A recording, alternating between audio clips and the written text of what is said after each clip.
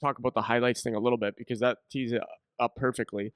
I was, like I said, I was interviewing these kids, and there was two different kids, international kids. They're young, and same question to both is like, how do you consume hockey? Like, how do you learn about the game and on your own time?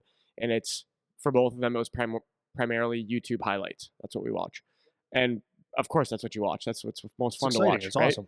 So, what's the emphasis is not on you, don't watch the thing that excites you. It's that you need to be aware that there are other parts of the game which starts to kind of go into what you're talking about. So, one thing I was listening to a podcast series that I'm gonna have somebody on to talk about in a few episodes because I think it was really interesting. He did an analysis of some of the top producing hockey organizations at younger levels and up, and somebody he interviewed, I forget who it was from which organization, but they were saying they do this exercise, which is exactly what we say all the time. They'll bring the kids in and they'll say, okay, what team, if you could get drafted to any team, what team would you want to get drafted to?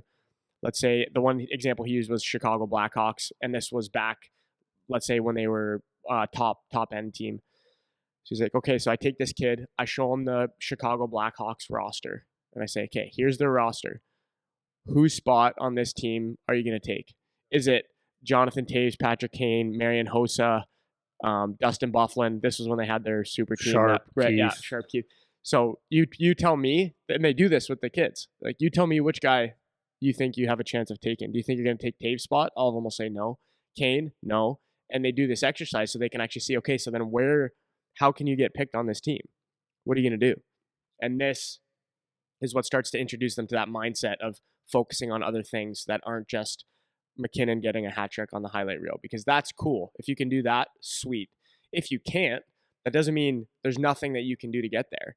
You can make it as something that's not that. So something you touched on that I want to get a little bit more specific about is you were saying the quote was, you need to have someone who's a difference maker.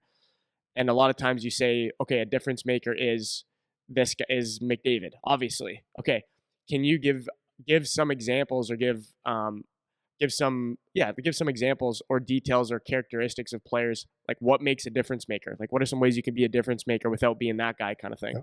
Yeah. Well, without being that guy, I say this to a lot of the players I train, and I say it especially to my son, right? If you're playing, like, think about this, okay?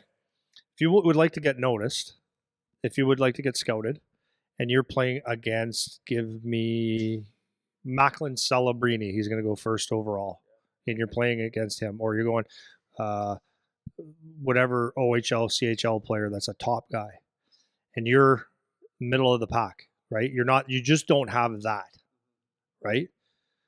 So I always say there's going to be 30 people in the rink that night watching Macklin Celebrini to make sure that he's first overall, or they're coming to watch Jet Luchenko, who's a highly rated player, or name the name. So you could compete with that and try, and that's fine.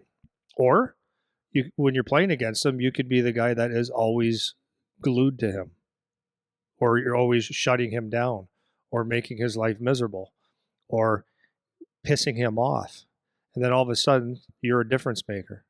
So every time that Macklin Celebrini is on the ice, you have a stick between his legs, you give him a push, you hit him harder, because everyone's watching number whatever he is.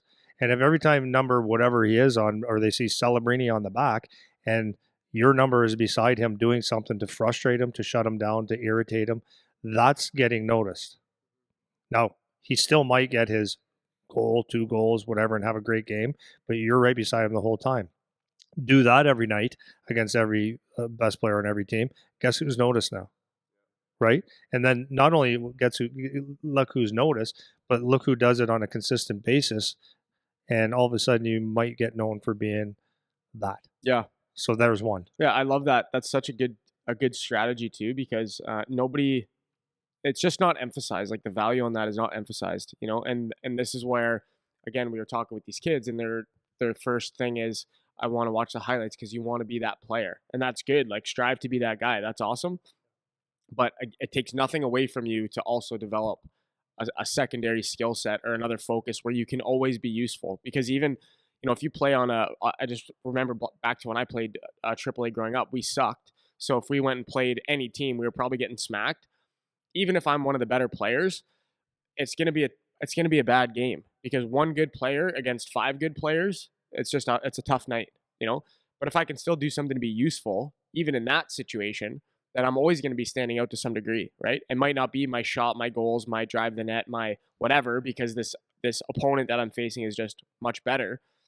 But they're always in our end, and I always get a stick on this guy, or I always break up a play here, or I blocked 7 shots today, or whatever, you know. And so these other things is where I think as parents or coaches or whatever, particularly with the young kids, it's not to discourage them from watching highlights or to discourage them from wanting to do those more exciting parts of the game, but it's to point out that there's other parts to the game that are actually equally valuable when you actually are playing it in real hockey in a game at a higher level. You know what I mean? Yeah, So, 100%.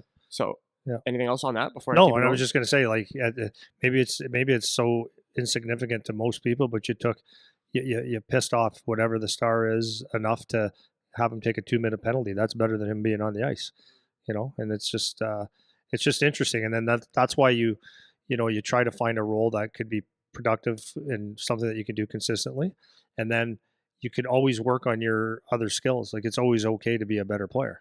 So, and that's what I always say. Like, we might work on something to do with maybe a stick handling thing, and you're never really going to use it. But when you have to use it for a split second, once in 68 games, you've been there before. So that's why it's important to always work on skill as well. Yeah.